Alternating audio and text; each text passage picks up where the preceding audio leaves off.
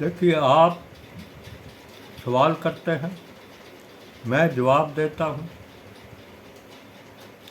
आप मेरे चैनल वैद्य जी करनाल को लाइक करते हैं, शेयर करते हैं, सब्सक्राइब करते हैं।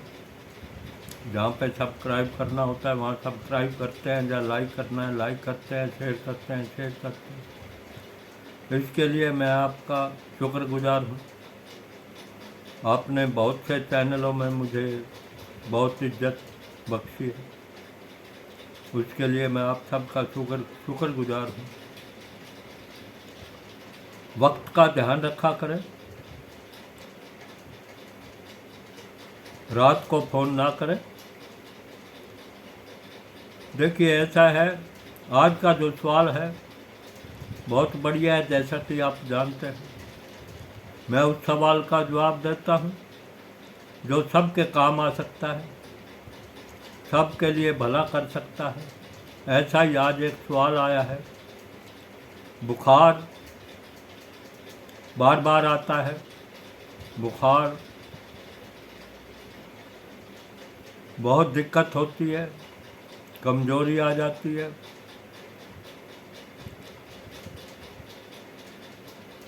देखिए, इसके लिए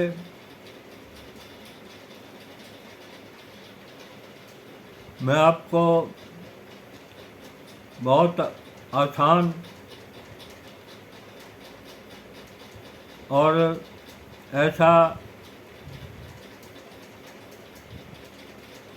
चीज़ बता रहा हूँ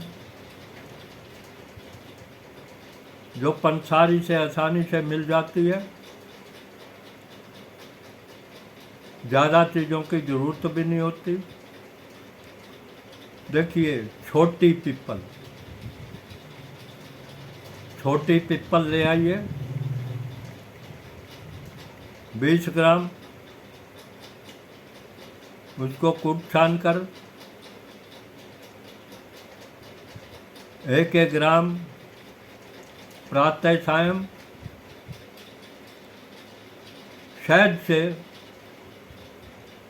शहद में मिलाकर चाटना होता है। सुबह शाम चाटे, नाश्ते के आधे घंटे बाद चाट सकते हैं, शाम को खाने के बाद चाट सकते हैं आधे घंटे बाद। इससे बुखार तो ठीक होता ही है, लेकिन ये खांसी और दमा में भी ठीक रहती है। गर्म होती है, गर्म तासीर वाले ध्यान से इसका प्रयोग करें, कम प्रयोग करें।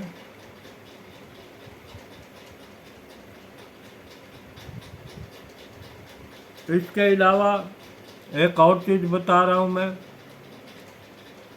जो बहुत आसान है।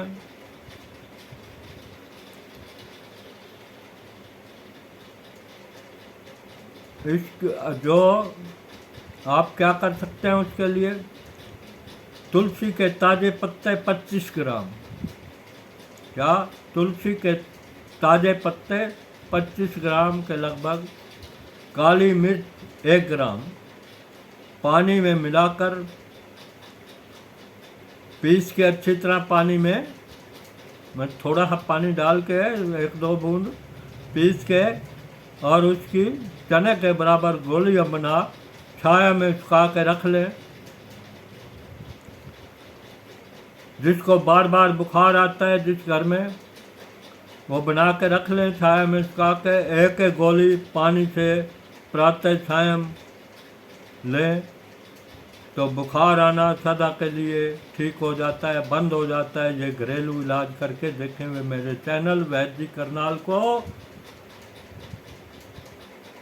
देखते रहें, जिसमें घरेलू चीज़ें बताई जाती हैं, जिसमें आपका कोई खर्चा नहीं आता, जिसको पुराने टाइम में भी प्रयोग किया जाता था।